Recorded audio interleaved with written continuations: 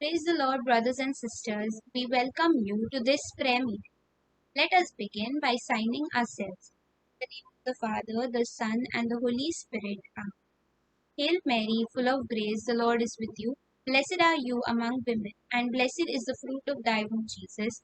Holy Mary, Mother of God, pray for us sinners, now and at the hour of our death. Amen. प्रणाम मरिया, कृपा पूर्ण, प्रभु तेरे साथ है, धन्य तू स्त्रियों में और धन्य तेरे गर्भ का फल यीशु। हे संत मरिया, परमेश्वर की माँ, प्रार्थना कर हम पापियों के लिए, अब और हमारे मरने के समय आ। समान मरिये, कृपेन बोलले, सोमी तुझे सांगता, स्त्रियांवितो, तू सदैव आणि सदैव फळ तुझे कुशीचे जेजू, संतांबरे देवाची माय, आम्हा पप्यां खातीर विनंती कर, आता आणि आमच्या मरणाच्या वेळार.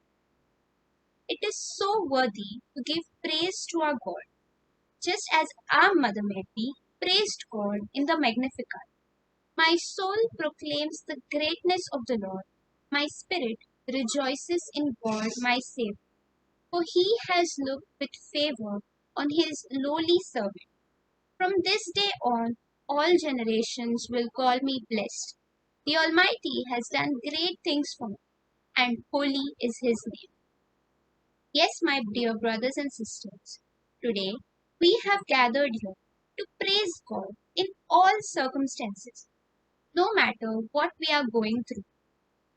इसलिए आज हम यहाँ पर इकट्ठा हुए हैं प्रभु की आराधना करने के लिए। इस वक्त हम जिस भी परिस्थिति में हो, हम प्रभु को धन्यवाद कहेंगे, क्योंकि एक प्रभु ही है जो हमारे साथ कभी नहीं छोड़ेगा। Because God works for all good to those who are called, according to his promise in Romans 8 verse 28. So, let's sing this song believing in God that in his strength all our fears are washed away. Praises rising, eyes are turning to you. We turn to you. Hope is stirring, hearts are yearning for you. We long for you. 'Cause when we see you, we find strength to face the day.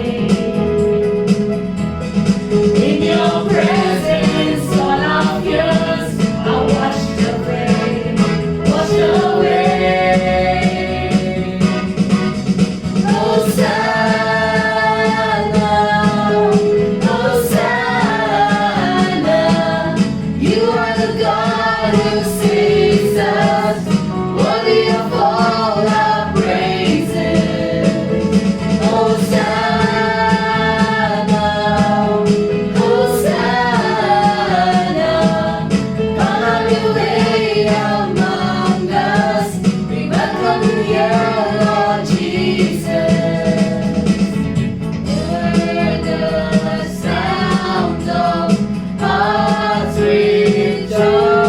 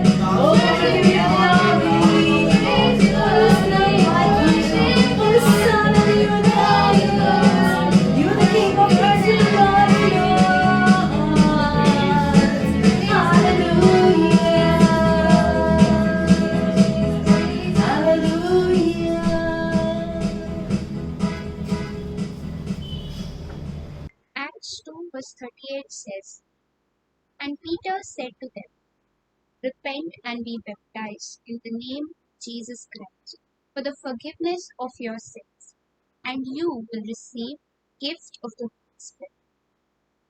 पतरस ने उनसे कहा, मन फिराओ और अपने पापों की क्षमा पाओ। तुम में से हर एक को यीशु मसीह के नाम से बपतिस्मा लेना चाहिए, फिर तुम पवित्र आत्मा का उपहार पा जाओ। Yes, my dear friends, even as we have praised and thanked God, let us not forget that God dwells in our praises. And when we repent and forgive, even He is ever willing to forgive us for our sins. Let us call upon His name, the same name that Angel Gabriel gave our dear Jesus, meaning Savior. And through this, let us once again be anointed by His Holy Spirit. Come, O Holy Spirit, and fill the hearts of your faith, and enkindle in us fire of your love.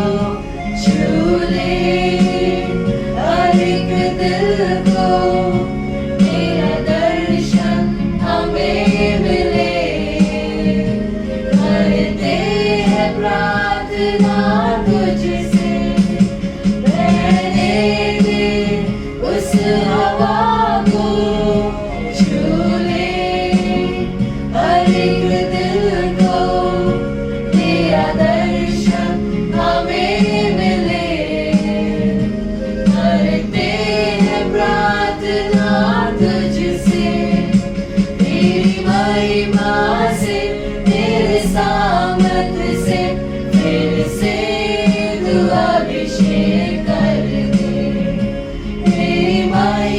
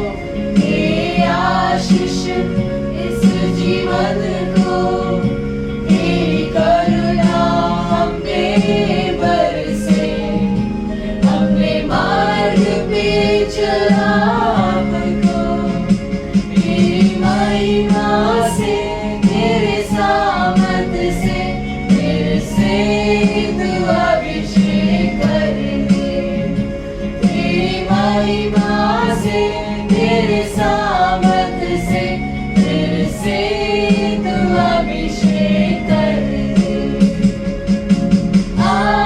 पवित्र आत्मा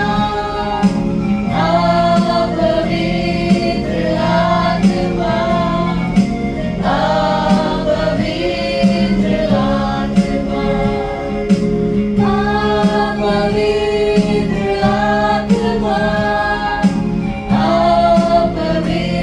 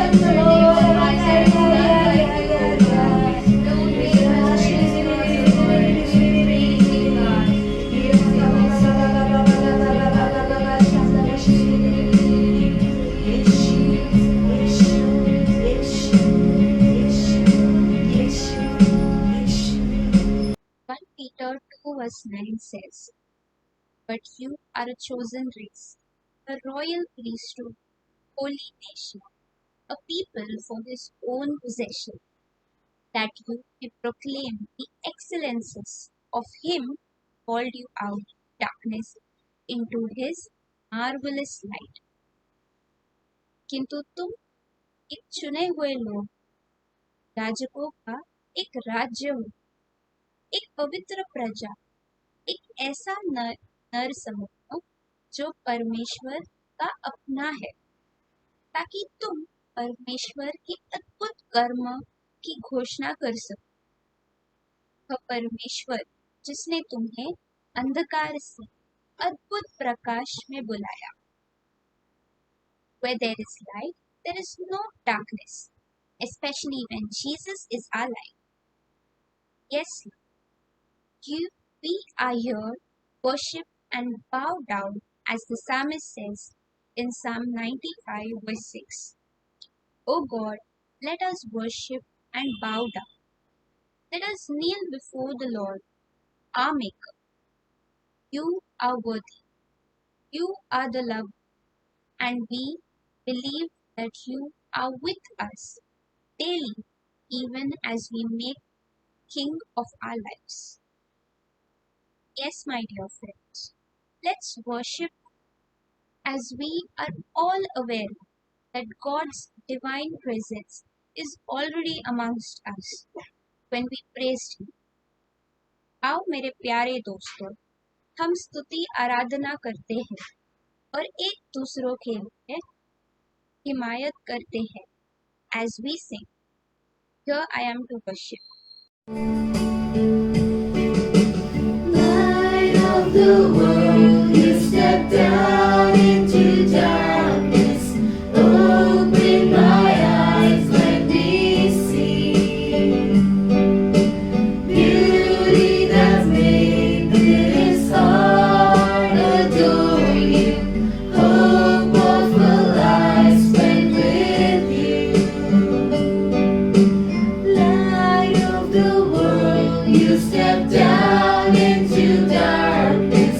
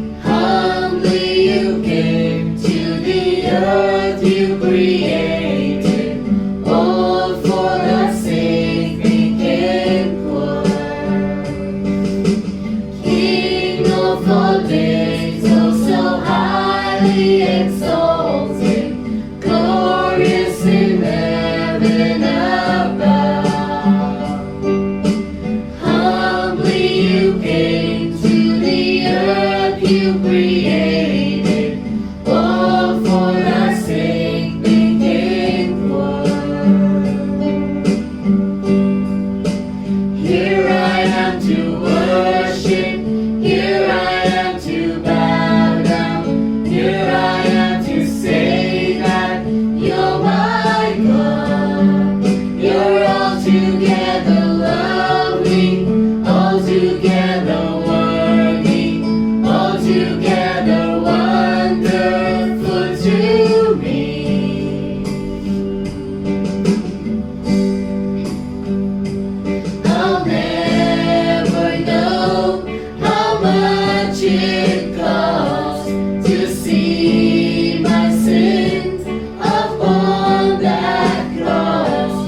I'll never know how much it costs to see my sins upon that cross. I'll never know how much it costs to see my sin upon that cross. I'll never know how much it costs to see my sin upon that cross. Here I am to worship. Here I am to bow down. Here I am to say that you're my God. You're altogether lovely, altogether worthy, altogether wonderful to me. Here I am to worship. Here I am to bow down. Here I am to say that you're my God. Call upon the name of the Lord and be saved.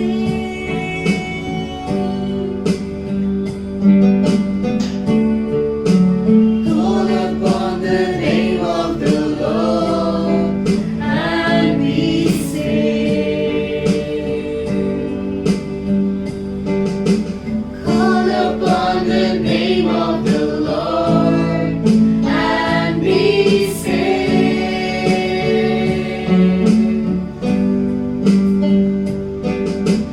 Call upon the name of the Lord and be saved. Here I am to worship. Here I am to worship. Here I am to bow down. Here I am to say that you're my God.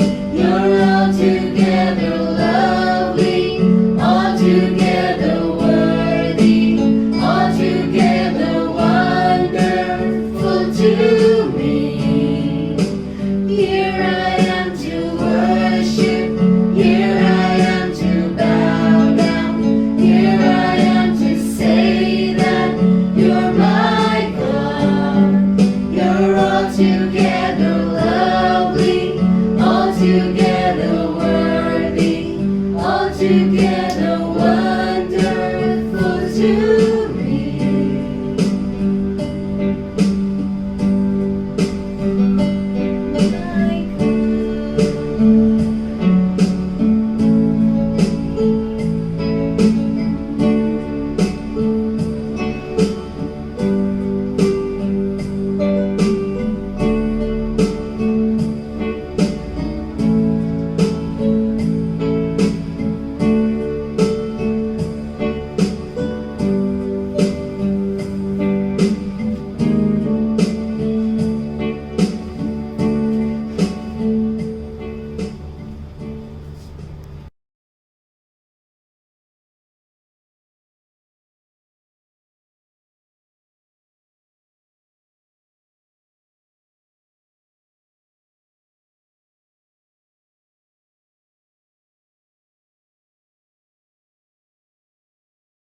East or west, Jesus is the best. And all the children of God say, Amen. Amen. Good evening, brothers and sisters, and praise the Lord. I greet you all in the mighty name of Jesus. Let us give glory and honor to our Lord for blessing us with Sister Suzanne, for leading us into this wonderful time of praise and worship, which has helped us experience God's presence. Thank you, Sister Suzanne. May God bless you and your family. I would also like to thank the entire music ministry team. May God use you mightily for the kingdom and glory of our Lord. Today we have in our midst Sister Angela Borges, our very own parishioner and prayer group member, who conducts the RCI classes and gives baptism and teaches catechism to our non-Catholic brothers and sisters. She has been instrumental in bringing many souls to our Lord. Today, she is going to break the word of God with us and give us a deeper understanding on the topic, 7 Sorrows of Mother Mary. So, sister, a warm welcome to you in the mighty name of Jesus.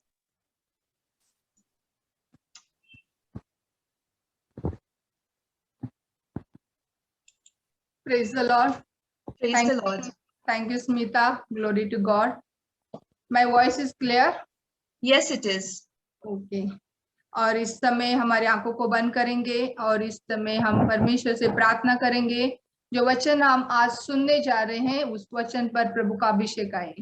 प्रभु इस समय आपका बहुमूल्य लहू से प्रभु हमें हर एक को प्रभु वचन सुनने वाले, वचन देने वाले हर एक को प्रभु इस समय पवित्र आत्मा से अभिषेक कर दे। प्रभु इस समय माँ मरियम के हर एक दर्द को, पीड़ा को, दुखों को हम महसूस कर सके। प्रभु इस समय प्रभु जुबान मेरी है लेकिन शब्द प्रभु आपका होने दे। प्रभु इस वचन प्रभु यहीं पर नहीं प्रभु, लेकिन हर एक हृदय तक पहुंचने के लिए हर दरवाजा खोल दीजिए प्रभु, ताकि हम तेरे दागबारी में प्रभु तेरे महान कार्यों को करने के लिए कामयाब हो जाए। इस प्रार्थना को प्रभु हम आपके पवित्र नाम से मांगते हैं, आमीन।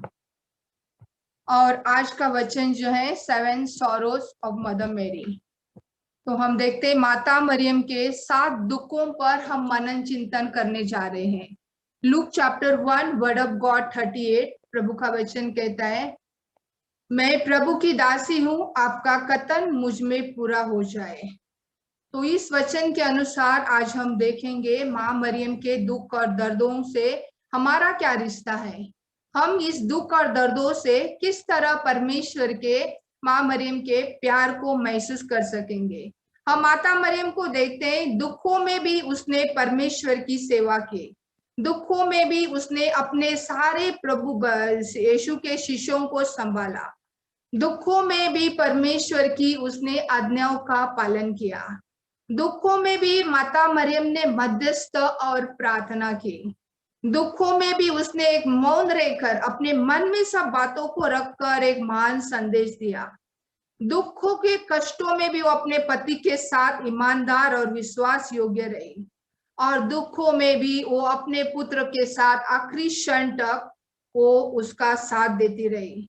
और दुखों में भी माता मरियम ने सारे मानव जाति को वो आज विनती कर रही है, मुझे, आपको और सारे संसार को वो एक ही संदेश देना चाहती है। और वो संदेश क्या है? वो संदेश एक ही संदेश है, मेरे साथ मिलकर प्रार्थना करो। और मेरे दुख और दर्दों को देखकर सिर्फ हमें रोना ही नहीं है, और हमने माता मरियम के दुखों को देखकर हम क्या कर रहे हैं वो आज हम ध्यान करेंगे। सबसे पहले हम यहाँ पर बताएंगे कि दुख क्या होता है, दर्द क्या होता है, और दुखों के 4 प्रकार हैं। सबसे पहला जो दुख है जो हमारे पापों के कारण आता है। दूसरा जो दुख है परमेश्वर की महिमा के लिए होता है। और तीसरा जो दुख होता है ईश्वर के नाम के लिए होता है। और चौथा जो दुख होता है शहीद होने के लिए, मतलब मार्टर्स, मतलब हम लहू को बहाने के लिए अपनी अनुमति देते हैं और हम परमेश्वर के नाम के लिए उस दुख को बर्दाश्त करने के लिए तैयार होते हैं। इस प्रकार के 4 प्रकार के सॉरोज है, दुख है। तो आज हम देखेंगे, सबसे पहले हमें दुखों का प्रकार ही मालूम नहीं है तो हम किसी को भी जज करते, किसी को भी हम कोई भी मन में ख्यालों को लेकर आते हैं। तो सबसे पहले हम देखते हैं वर्ड ऑफ गॉड रोमन 8वां अध्याय और 28 वचन। जो लोग ईश्वर को प्यार करते हैं और उनके विधान के अनुसार बुलाए गए हैं, उनके जीवन में जो कुछ होता है अच्छा के लिए होता है। Romans 8 verse 28 says, we know that all things work for good for those who love God, who are called according to his purpose. आमेन। और इस समय हम देखते हैं इस वचन के द्वारा संसार के लोगों को जब दुख मिलता है तो वो लोग नाश होते हैं, वो लोग आत्महत्या करते हैं, वो लोग कोई कई बुरी संगति में जाते हैं या शराब का सहारा लेते हैं, धूम्रपान का सहारा लेते हैं या इस तरह के नाच गाने में अपना सहारा लेते हैं और वो अपना नाश होते हैं। लेकिन यहाँ पर परमेश्वर कहता है जो दुख हमें मिलता है, जो ईश्वर को जानते हैं, ईश्वर को पहचानते हैं और उनके जीवन में जो होता है, चाहे वो बुरा होना दो, भला होना दो, कुछ भी होना दो, वो हमारे अच्छा के लिए होता है। तो इसलिए हमें दुखों से भागना नहीं है, हमें दुख हमारे क्रिस्तीय एक जीवन का एक हिस्सा है। तो इस शुरुआत में कर रही हूँ सेंट एंथोनी की एक छोटी सी गवाही को आपके सामने रखती हूँ। शायद आप लोगों को पता हो या नहीं, मुझे मालूम नहीं है, लेकिन सेंट एंथोनी हमारे पैरिश का पैटर्न है। तो हम देखते हैं सेंट एंथोनी का जन्म देखते हैं, उसके पुर्तगाल में उसका जन्म हुआ जब वो बहुत ही छोटा ही था, बच्चा ही था, जब तब से उसकी माँ उसके लिए प्रार्थना करती थी और उस माँ ने उसके सेंट एंथोनी के माँ ने उसे माता मरियम को समर्पित किया था। और हम देखते हैं ये सेंट एंथोनी जब छोटा था, रोता था, तो उसकी मम्मी जो है उसको माँ मरियम के पिक्चर दिखाती थी और उसे खुश करती थी, फिर वो सो जाता था, फिर रोना बंद कर देता था। और इस तरह माता मरियम के बहुत सारे गीत उसे सुनाती थी बचपन से ही। देखो हमारे लिए एक उदाहरण है वो सेंट एंथोनी के माँ ने इस बच्चे को किस तरह परवरिश की, और जब भी वो कुछ रोता था तो उसको माँ मरियम के गीतों को सुनाकर वो उसे चुप करते थे और उसका प्रभाव बचपन से उसके हृदय पर हुआ। और जब उसका बैप्टिज्म हुआ तब उसको माँ मरियम ने सेंट एंथोनी के माँ ने उसे अपने माता मरियम को हृदय में समर्पित किया। जैसे वो बड़ा हो गया, 17 इयर्स हो गया, उसे 17 साल हो गया, जब उसने सेमिनार ज्वाइन किया तो उससे भी वहां पर अपने माँ को छोड़कर अकेला रहना पड़ा। वो सदैव माँ मरियम के संगति में रहता था और माँ मरियम से प्रार्थना करता था और उसने अपना जीवन भी माँ मरियम को समर्पित किया। और जहाँ वो सेमिनार में से प्रीस्ट बनने के लिए गया था तो वहां पर बहुत सारे जो लोग थे माँ मरियम के बारे में गलत उनके ये विचार थे। जैसे वो लोग कहते थे कि माँ मरियम स्वर्ग में नहीं गई है, और ये सेंट एंथोनी सुनकर बहुत दुखी रहने लगा और वो कहने लगा उसे भी कुछ समझ में नहीं आ रहा। जैसे हमें 15 अगस्त मनाते हैं माँ मरियम का पर्व, और सेंट एंथोनी का जन्म भी माँ मरियम के स्वर्गारोहण के दिन ही हुआ है।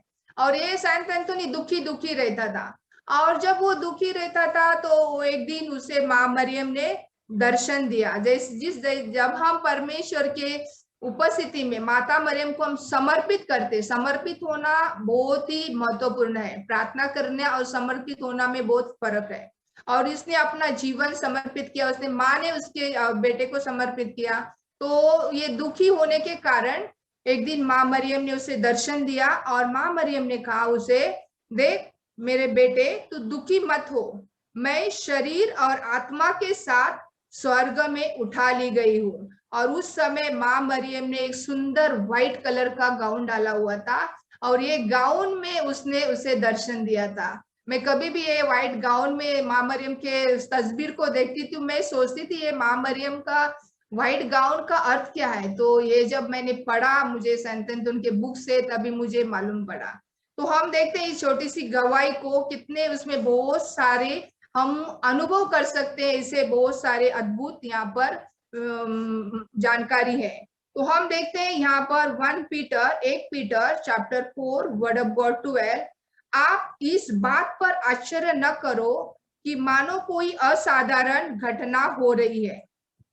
Beloved, do not be surprised that a trial by fire is occurring among you, as if something strange were happening to you. इस वचन के द्वारा हम देखते हैं कि हमें कोई अद्भुत हमें नहीं है। हमारे जीवन में यदि दुख आते हैं, तकलीफ आते हैं, तो हम हर विश्वासी के लिए कोई बड़ी घटना नहीं है। सेंट पीटर हमें कहते हैं कि ये कोई बड़ी बात नहीं है, हमें इस हमारे दुखों में हमारे जीवन समाप्त नहीं हो जाता है। तो सबसे पहले हम देखते हैं पाप। चार प्रकार के दुख जो होती है, 4 टाइप्स ऑफ सॉरो। पहले मैंने कहा पाप के कारण, दूसरा जो है परमेश्वर की महिमा के कारण, तीसरी जो दुख है जो ईश्वर के नाम के कारण, और चौथा जो दुख है संत अर्थात मार्टर्स के कारण। तो फर्स्ट में पहले जो दुख है मैं शॉर्टकट में मतलब बहुत ही कम समय में मैं आपको बता रही हूँ। सबसे पहला जो दुख होता है पाप के कारण, ये जो दुख होता है वो हम खुद ही लाते हैं। यदि हम पाप के में जीते हैं, यदि हम हमारे ईश्वर की आज्ञाओं का पालन नहीं करती है, तो ये दुख हम खुद लाते हैं। लेकिन ये ऐसे दुख हम लाते हैं तो फिर भी परमेश्वर हमें छोड़ता नहीं है। ये दुख हम इस तरह लाते हैं, हमें खुद दुखों में जीवन बिताते हैं। तो उसका उदाहरण प्रोडिगल सन में हम देखते हैं, उड़ाऊ पुत्र को देखते हैं। जो उस पिता के 2 बेटे थे, एक बेटे ने अपनी संपत्ति ले ली और वो किस तरह गया। लेकिन हम देखते हैं यहाँ पर परमेश्वर जहाँ पर वो गया था, परमेश्वर से प्यार करता था, परमेश्वर ने उसके सारे ग्रेसेस को, अनुग्रह को हटा दिया। वहां पर गया था, वहां पर अकाल को आया, वहां पर उसे भोजन नहीं मिला, वहां पर रहने के घर नहीं, वहां पर जो उसकी संपत्ति समाप्त होने के बाद वो पूरी तरह से कंगाल हो गया। तो यहाँ पर हम देखते हैं पाप के कारण उसने अपना दुख अपने आप पर लाया। परमेश्वर ने उसके सब कुछ वापस स्टॉप कर दिया। तो हमारे जीवन में भी कभी कभी ऐसे बातें होती है, तो वहां पर स्टॉप किया। यदि उसको कोई चिकन लाके देता था, कोई शराब लाके देता था, वो उड़ाऊ पुत्र को कोई खाना देता था, तो वो पिता के पास दौड़ आता था क्या? नहीं आता था। परमेश्वर ने उसके सारे अनुग्रह ग्रेसेस को स्टॉप कर दिया, तभी वो परमेश्वर के पास लौट आया। तो हम यहाँ पर देखते हैं किस तरह परमेश्वर के पास वो लौट कर आता है। तो ये पाप के कारण है, फिर भी वो प्रभु के पास लौट आता है, उसका दुख जो है परमेश्वर के पास लेकर आया। तो Hebrew chapter 12 word of God 7 to 8, आप जो कष्ट सहते हैं वो पिता का दंड समझे, क्योंकि वो आपको पुत्र समझकर आपके साथ वैसे व्यवहार करता है। यहाँ पर दिया है, Endure your trials as discipline. God treats you as sons. For what son is there whom his father does not discipline? If you are without discipline, in which all you have shed, you are not sons but bastards. तो हम देखते हैं यहाँ पर परमेश्वर, जहाँ पर परमेश्वर अपने को प्यार करता है उन सभी को लोगों के जीवन में, वो इसलिए हमारे जीवन में दुख रहता है कि हम वापस उसके पास लौट आए। अभी दूसरा जो दुख है, दूसरे सेकंड जो सॉरोज है परमेश्वर की महिमा के लिए। तो हम देखते हैं हम अच्छा जीवन, कभी कभी लोग अच्छा जीवन बिताते हैं, फिर भी उनके लाइफ में बहुत सारे दर्द होते हैं, बहुत सारे तकलीफें होते हैं, बहुत सारी कठिनाइयां होती है, उनका जीवन बहुत अच्छा रहता है। तो हम बाइबल में इसका हम बहुत सारा उदाहरण देख सकते हैं। उदाहरण हम बाइबल में देखते हैं, एक यीशु जब एक अंधे व्यक्ति को चंगा करता है, तो वहां पर शिष्य उसे पूछते हैं, गुरुजी ये अंधा क्यों है? उसके माँ बाप ने पाप किया था या उसके पूर्वजों ने पाप किया था? तो यीशु ने कहा इसने पाप नहीं किया, उसके माँ बाप ने भी नहीं किया, उसके पूर्वजों ने भी नहीं किया, ये अंधा इसलिए है कि परमेश्वर की उसके द्वारा महिमा हो जाए। तो उसकी आंखों का अंधापन जो था वो महिमा के लिए था। उसी तरह महिमा के लिए कितने सारे, अय्यूब को भी देखते हैं, उसके भी दुख महिमा के लिए था। हम लाजर को देखते हैं, लाजर जो था वो अमीर व्यक्ति के दरवाजे पर वो जुटन खाता था, तो उसका भी दुख परमेश्वर की महिमा के लिए, परीक्षा के लिए था। तीसरा जो दुख होता है, थर्ड सॉरो जो होता है, ईश्वर के नाम के लिए। ये जो दुख दर्द होता है, जो वो सारे जो सेंट हैं वो अपने कुछ वो दुखों को, दर्दों को क्या करते हैं, खुद होकर वो लेने के लिए तैयार होते हैं। और ये जो दुख दर्द जो होता है वो हमारे जीवन को परिवर्तन भी लेकर आता है। तो Roman chapter 5 word of God 3 to 4, हम दुख तकलीफ पर भी गौरव करें। दुख तकलीफ से धैर्य, धैर्य से दृढ़ता, दृढ़ता से आशा, और मजबूत हम चट्टान की तरह बंधे हैं। Not only that, but we even boast of our afflictions, knowing that affliction produces endurance, endurance proven character, and proven character hope. तो ये दुख तकलीफ जो होते हैं संतों के जीवन में, अच्छे लोगों के जीवन में, ईश्वर के नाम के लिए जब वो तैयार होते हैं, तो ये दुख हमें एक सुधार लेकर आता है, हमारे जीवन को बदलाव लेकर आता है। तो हमें दुखों के लिए, हम कितनी बार सोचते हैं ये दुख मेरे जीवन में क्यों है, ये दुख कष्ट क्यों है, ये ऐसा क्यों आया, लेकिन हमें पता नहीं चलता। लेकिन उसमें हमें सहनशीलता मिलती है, हमें धैर्य मिलता है, हम दृढ़ होते हैं, हम चट्टान की तरह मजबूत होते हैं। और इस तरह ये एक दुख जो है हमारे ईश्वर के सम्मुख आने के लिए उस हमें कार्य होता है। फोर्थ सॉरो, चौथा जो दुख है रक्त साक्षी या मार्टर्स के लिए। ये जो रक्त साक्षी या मार्टर्स मतलब बहुत, हम हमारे रोमन कैथोलिक कलीसिया में देखते हैं कितने सारे संत हैं जिन्होंने अपना लहू बहाया, जिन्होंने अपने आपका जीवन अर्पण किया। हम देखते हैं ऐसे बहुत सारे संत हैं, बहुत, अभी इतने सारे संत हैं कि पूछो मत। हम सिस्टर अल्फोंसा को देखते, वो दुखों को मांग कर लेते थे। हम कितने सारे मार्टर्स को देखते हैं, हम देखते हैं पीटर को, जीसस के 12 डिसाइपल को यदि हम देखने के लिए जाएं तो उन्होंने पूरी तरह से अपना जीवन संत बनने के लिए, लहू बहाने के लिए दे दिया।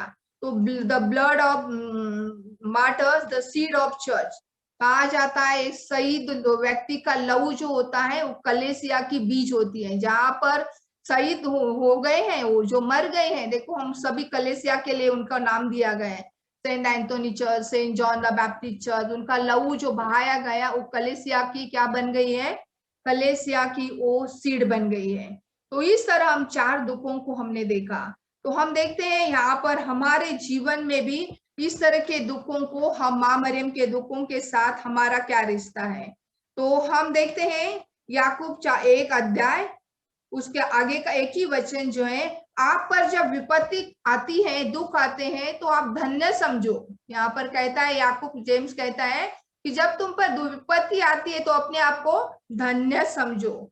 तो हम देखते हैं, हम ये जो रक्त साक्षी थे उन्होंने अपने आप को धन्य बनाया, उन्होंने खुद होकर अपना जीवन दिया। मैं चाइना की एक छोटी सी गवाही बता रही हूँ, बहुत साल पहले की बात है। वहां पर अंडरग्राउंड चर्च होते थे और वहां पर किसी को यीशु की प्रार्थना करने के लिए, प्रचार करने के लिए अनुमति नहीं होती थी।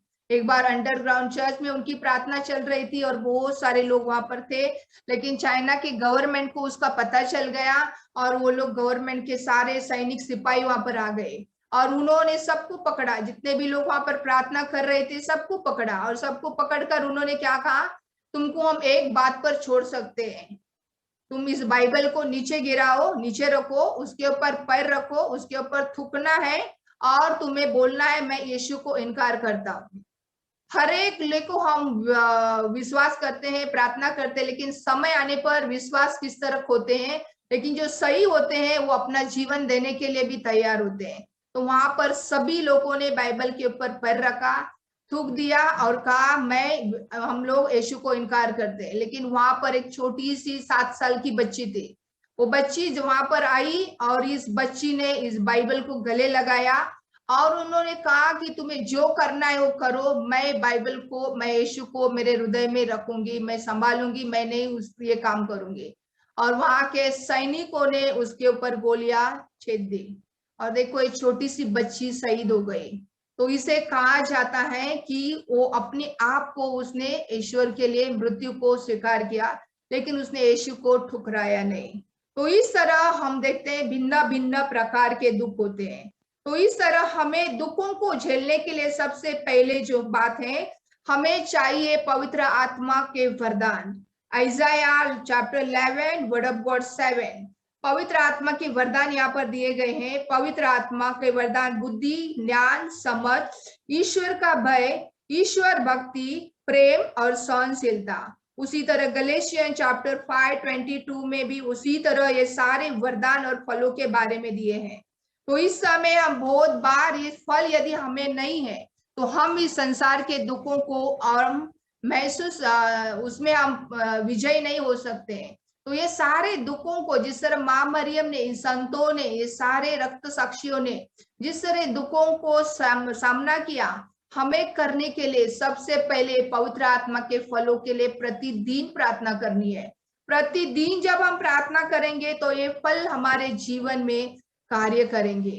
यदि हम प्रतिदिन हम प्रार्थना नहीं करते हैं और इस फलों के लिए नहीं मांगते, संसारिक बातों के लिए प्रार्थना करते हैं, हम ऐसे खाली खाली रह जाएंगे। तो हम देखते हैं बहुत सारी जगह में देखते हैं माता मरियम आंसू बहाती हैं। माता मरियम वहां पर तेल, माता मरियम के स्टैचू से तेल बहता है और बहुत जगह हम देखते हैं माता मरियम के स्टैचू से मध, हनी बहता है। तो लोग वहां पर बॉटल लेकर भागते हैं उसे पकड़ लेने के लिए, तेल लेने के लिए और वो हनी लेने के लिए, लेकिन हम उसका अर्थ जानते हैं।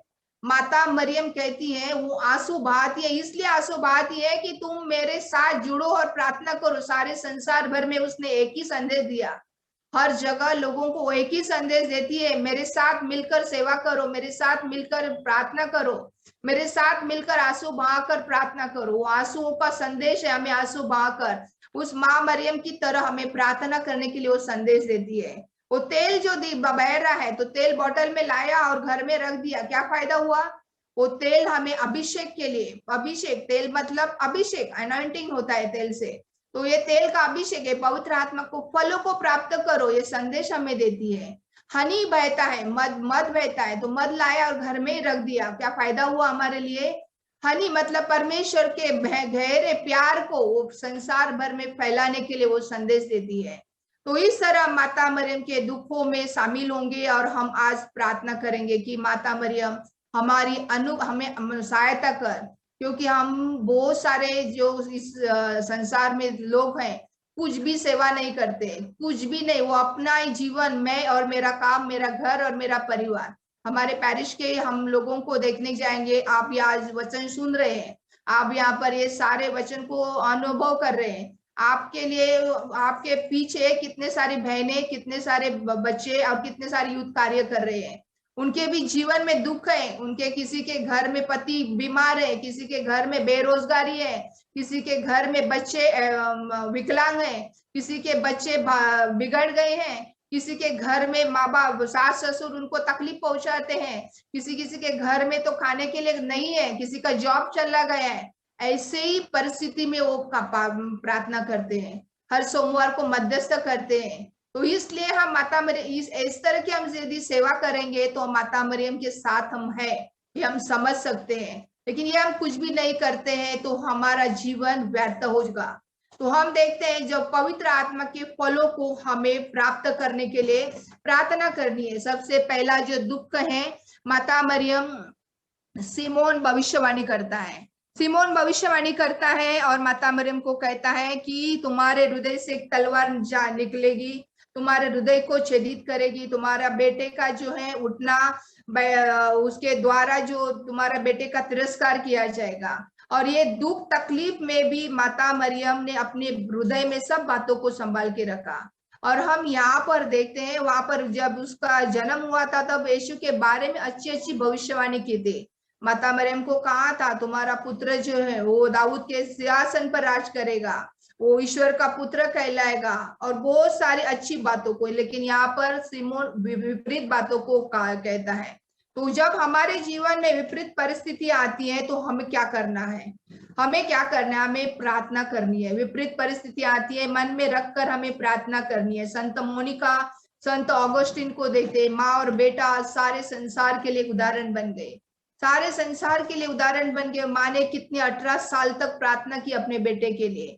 जो विपरीत परिस्थितियां होती है हमें प्रार्थना करनी है।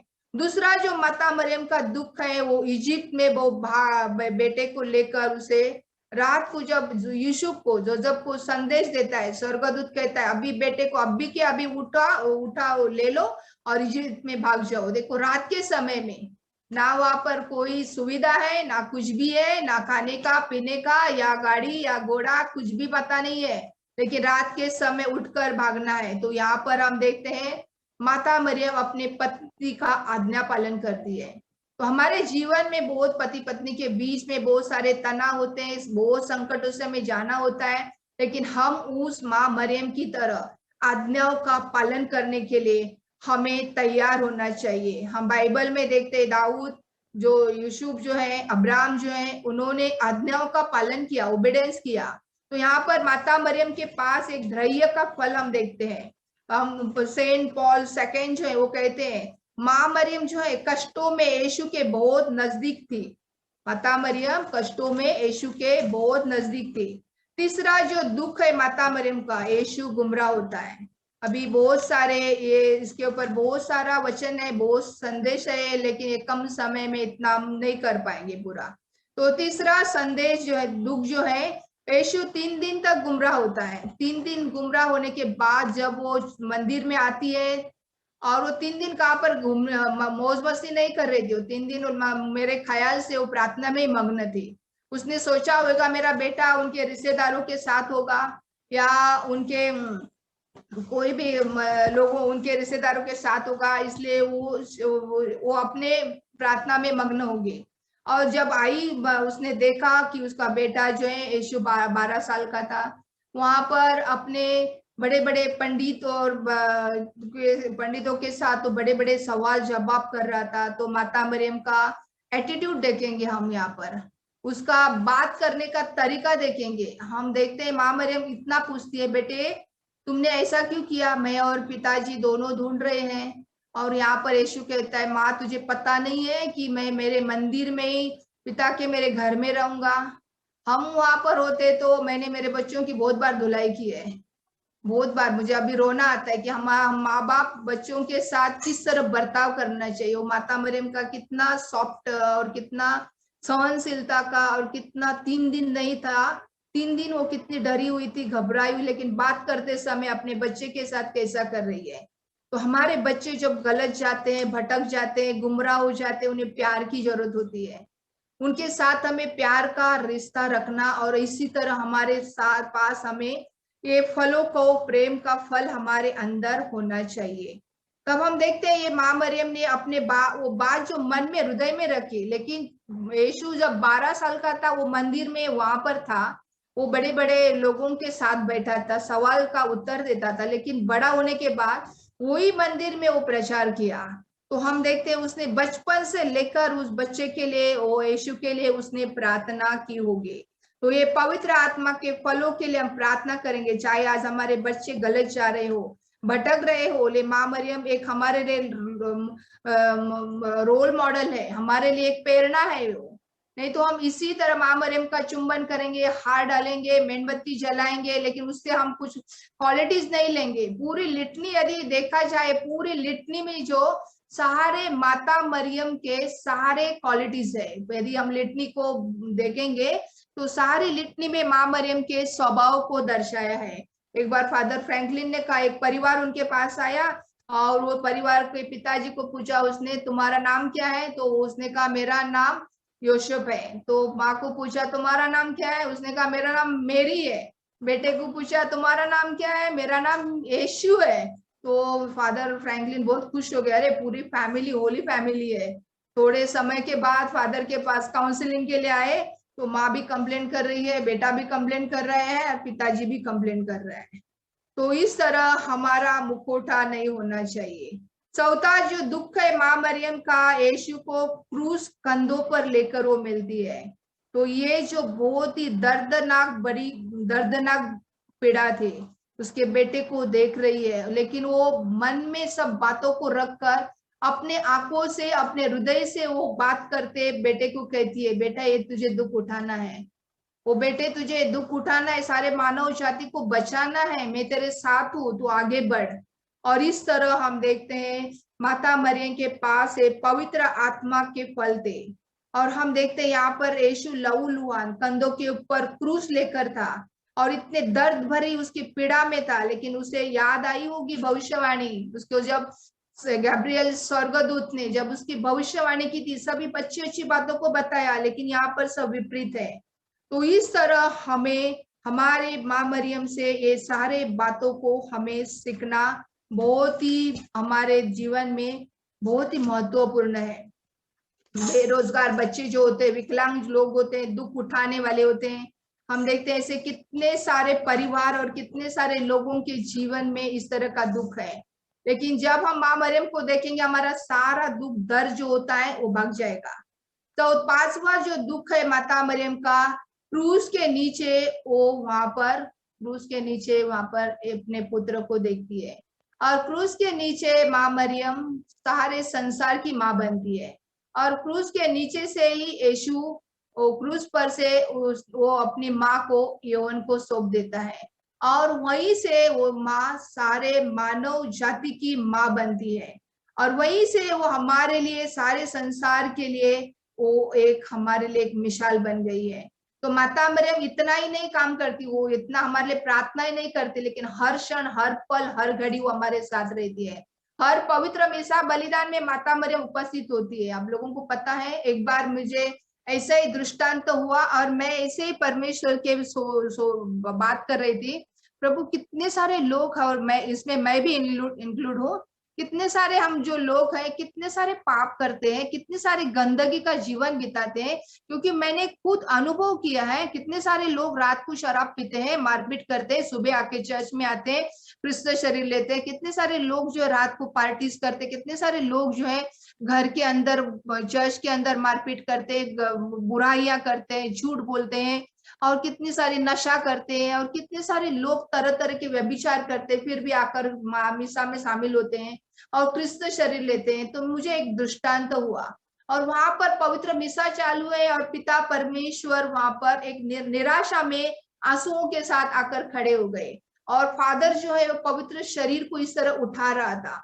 काश ये अपना पवित्र शरीर और रोटी को उठा रहा था, और पिता परमेश्वर ऐसे दुखी होकर सभी लोगों को देख रहे थे। और मैं इस मन में बोल रही है, हाँ हमारे पापों के लिए पिता परमेश्वर दुखी हो गए। और उसी समय देखा तो तुरंत वहां पर यीशु आया, पूरा लहूलुहान होकर आया, और लहूलुहान होकर आया, और परमेश्वर से कहता है, पिता ये सबको तो माफ कर, ये सबको तो क्षमा कर, इन सबको तो आशीर्वाद दे। और तुरंत माता आती है, और वो माता मरियम कहती है, पिता मैंने मेरे बेटे को दे दिया है इन लोगों के लिए, तो उनको सबको माफ कर। और तुरंत पिता परमेश्वर सबको क्या कर देता है, माफ करता है। मिसा बलिदान में सबको आशीर्वाद मिलता है। और बाहर जब मैं देखती हूँ तो सभी लोग इतने, यहाँ पर चर्च के अंदर दृश्य जो है था, देखती बहुत खुशी से, आनंद से। और ये तो हम देखते हर रविवार को लोग बाहर मिसा के बाद में, मास के बाद में कितने खुशी से और आनंद से और प्यार से जाते हैं, एक दूसरे से बात करते हैं। तो यहाँ पर ये माता मरियम पवित्र मिसा बलिदान में एक बहुत बड़ा योगदान है। तो हम देखते हैं कोल्हापुर में एक घटना हो गई, यहाँ पर एक सिस्टर आई थी फादर को मिलने के लिए, फादर नहीं था, तो वहां के लोगों ने कहा फादर वो पहाड़ी पे एक चर्च है, तो वहां पर वो मिसा चढ़ाने के लिए गए हैं, पवित्र मिसा बलिदान के लिए गए हैं। तो सिस्टर ने सोचा मुझे फादर को तो मिलना ही, मैं वहां पर जाऊंगी। और वो फादर मिलने के लिए पहाड़ पर चर्च में गई, तो वहां पर मिसा शुरू था, और वहां पर मिसा शुरू था, मिसा में बहुत सारे लोग थे। और उसी समय ये सिस्टर आगे आ गई बैठी, और एक औरत आई, और एक छोटा सा 2 साल का बच्चा पूरा जला हुआ लेके आया, पूरा जला हुआ लेके आई, रोकर लेके आई। और वो बच्चे को लाकर उन्होंने ऑल्टर के सामने, फादर मास बोल रहा है, नीचे ऑल्टर के सामने रख दिया। फादर ने इस दृश्य देखकर सभी लोगों को कहा अपनी आंख बंद करो, मिसा में भाग ले लो। और जैसे उस बच्चे को ऑल्टर के सामने रख दिया, वो बच्चे का रोना चुप हो गया, सबको लगा ये बच्चा मर गया। और वो सिस्टर जो थी, नन जो थी, वो कहती ये औरत पागल है, ये औरत ये दिमाग नहीं इसको, ये बच्चा इतना जला है, इतना रो रहा है, इसको हॉस्पिटल में लेके जाने के बजाय ये यहाँ पर क्यों लेकर आई। मिसा सब खत्म हो गया।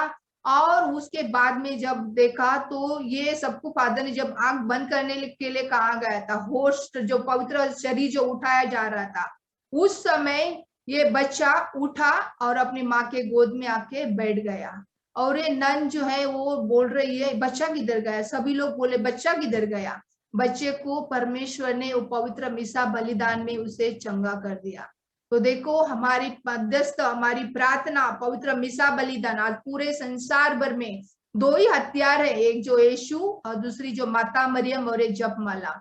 आज शैतान इस जपमाला की प्रार्थना को क्यों डरता है, क्योंकि ये माता मरियम एक स्त्री है, और इस स्त्री से वो शैतान डरता है, क्योंकि ओल्ड टेस्टामेंट में स्त्रियों को कमजोर कहा जाता था, लेकिन स्त्री ने, ये माता मरियम ने शैतान के सर को कुचल दिया है। इसलिए जपमाला की प्रार्थना बहुत ही शक्तिशाली प्रार्थना है। छठा जो दुख है माता मरियम का, अपने मरे हुए मृतक बेटे को गोद में लेती है, और वो गोद में लेकर वो माँ मरियम अपने बेटे को देखती है।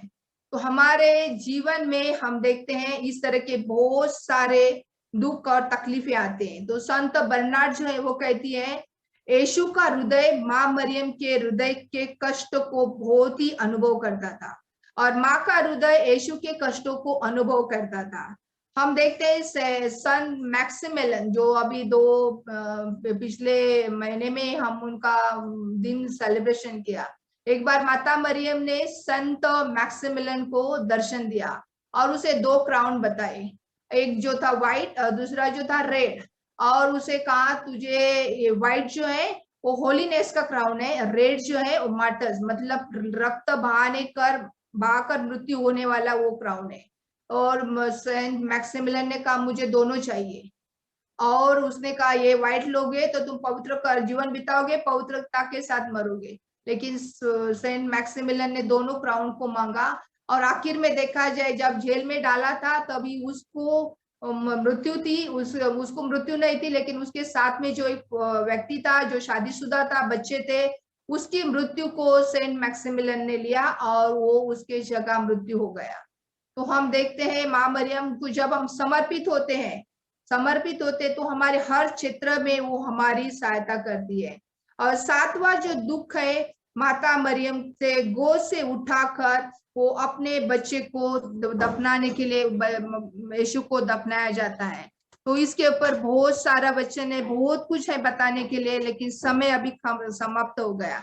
तो इस तरह हम माता मरियम की तरह हमारे मृत्यु के लिए हमें हमेशा प्रार्थना करनी चाहिए, हमेशा हमारे मृत्यु के लिए तैयार रहना चाहिए। हमेशा हमें कहना चाहिए माता मरियम मेरे मृत्यु के लिए, ऐसा नहीं कि जब बूढ़ा हो जाऊंगा प्रार्थना करूंगा और तब मैं बच जाऊंगा और तब मैं आऊंगा। नहीं नहीं, अभी से, आज से, इसी दिन से जब मेरा मृत्यु का समय हो तो माता मरियम तू मेरी सहायता कर, क्योंकि मृत्यु का दर्द बहुत बड़ा होता है। यदि हम मृत्यु में अपने आप को तैयार नहीं करते तो हम कहाँ जाएंगे हमें पता नहीं होता है। तो इसके ऊपर हम 7 जो दुख होते हैं, यीशु के 7 क्रूस पर वचन भी कहे हैं। हम 7 जो नंबर है वो बहुत ही महत्वपूर्ण नंबर होता है। तो हम देखते हैं काना शहर में भी 6 मटके थे, 7वां जो यीशु आया। हम देखते हैं पवित्र आत्मा के फल भी 7 है। एक मक्काबी के ग्रंथ में हम देखते हैं एक माँ ने अपने 7 बेटों को कुर्बान कर दिया, कहा मेरे बेटे तुम कुर्बान हो जाओ, लेकिन तुम पाप मत करो, राजा की बातों को मत मानो। तो इस तरह हम देखते हैं माँ मरियम के साथ जो दुख है हमारे दुखों से जुड़ते हैं। अब एक छोटी सी गवाही को मैं दे रही हूँ, क्योंकि ये गवाही टाबोर की है। टाबोर में एक सच्ची घटना घटी थी, आप लोगों ने पढ़ा भी होगा क्योंकि बहुत मैगजीन में भी इसे दिया गया था। घाटकोपर में एक परिवार रहता था, और ये परिवार में 2 बेटे, पति पत्नी और एक लड़की थी। अभी शॉर्टकट में इसे मैं बता रही हूँ। और ये पिताजी काम पर था, बड़ा लड़का जो था वो मेडिकल का उन्होंने कोर्स किया था और वो मेडिकल में काम करता था, मेडिकल संभालने का काम करता था मेडिकल में। और लड़की की शादी तय हो गई थी, और इसका पिताजी रिटायर हो गया था, और उसका प्रोविडेंट फंड उनको कुछ मिल गया था पैसे। और ये मेडिकल शॉप जो था उसको बेचने का था वो मालिक को। तो ये बड़े बेटे ने पिताजी से बात की और कहा कि मैं ये मेडिकल शॉप हम लोग भी ले लेंगे और हम लोग चलाएंगे, आप भी रिटायर हो गए, आप भी बैठो और हम लोग चलाएंगे। और उन्होंने जो मेडिकल शॉप के लिए उसके रिटायरमेंट का जो पैसा था वो डाल दिया, और ये बड़े बेटे ने और पिताजी ने मिलकर खरीद ला। लेकिन उनको उसमें धोखा हो गया, क्योंकि ये लोग बहन की शादी के लिए गांव में गए, तब उस मेडिकल वाले ने वो मेडिकल दूसरों को बेच दिया। और जब वो गांव से बॉम्बे में आ गए तो देखा उनको धोखा मिला है। ये धोखे से उसका पिताजी को सदमा मिल गया, और वो एक साइड में पैरालाइज हो गया, और वो पैरालाइज होकर वो बिस्तर पर गया। फिर उसकी दवा पानी के लिए उनको घर बेचना पड़ा, उनको सब कुछ बेचना पड़ा, वो रास्ते पे आ गए। भाड़ा देने के लिए भी पैसा नहीं है, उसका जॉब भी गया। छोटा लड़का जो है स्कूल पढ़ता था, उसका स्कूल भी आधा अधूरा हो गया। लेकिन कल्याण में स्कूल जो है वहां पर एक सेक्रेटरी है, वो उनका पहचान का था। अभी ये पूरा फैमिली रास्ते पे आया, इसलिए उन्होंने उन परिवारों को लाकर सेक्रेटरी स्कूल में थोड़ी सी जगह दी, और उनको एक झोपड़े के जैसा जगह दी, और वो उनको एक तस्वीर दी यीशु की, और छोटा मोटा ऐसा काम उस माँ को करने के लिए दिया। बड़ा बेटा जो था घर छोड़ के चला गया, क्योंकि मेरे वजह से ये सारी तबाही आ गई, मैंने मेरे पिताजी को धोखा दिया, उसको सदमा पहुंचा, वो भाग गए, घर से निकल गया। छोटा बेटा और माँ जो है छोटा मोटा काम करके उस झोपड़े में रहती थी सेक्रेटरी स्कूल में।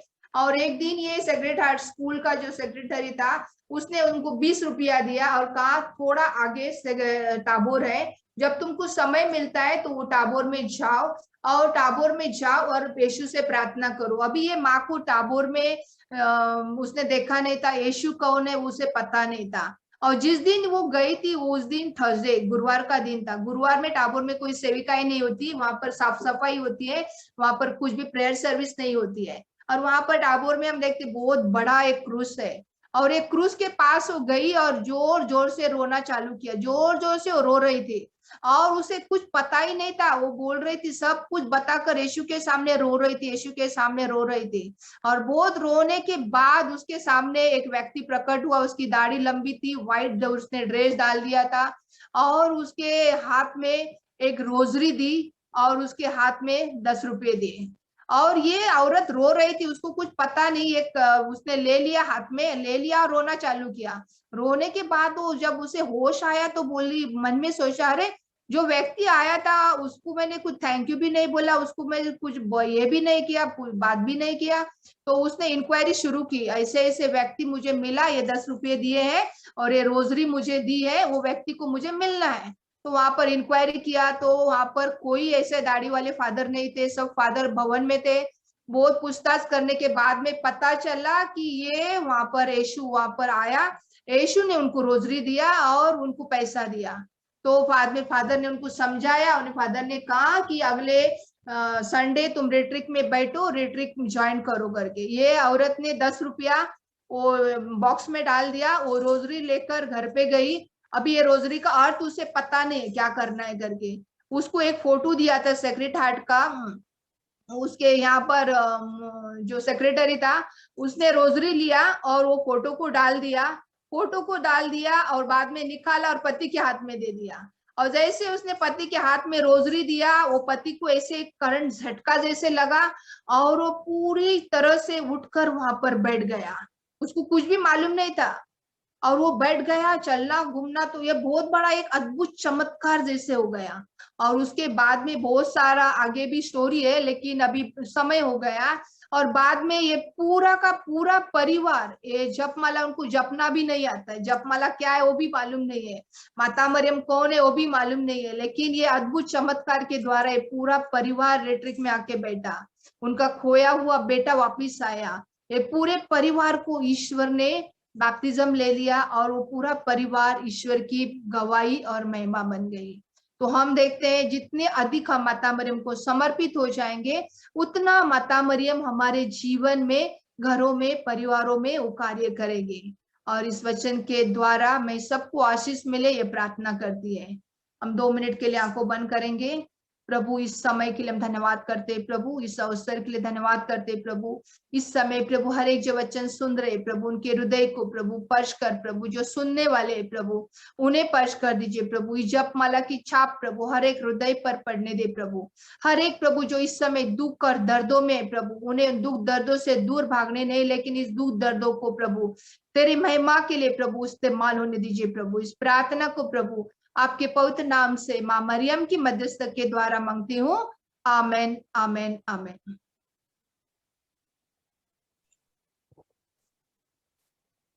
Let us give glory and honor to our Lord for blessing us with Sister Angela, for giving us this wonderful talk, especially on the 7 sorrows of Mother Mary, for giving us testimonies which has helped us imitate the life of Mother Mary and understand how we should deal with the sorrows and become a true disciple of Jesus. We would like to thank you, sister, on behalf of our prayer group for giving us your precious time and also for ministering to us. May God bless you, your family, and your ministry. Thank you, sister. Thank you, Smith.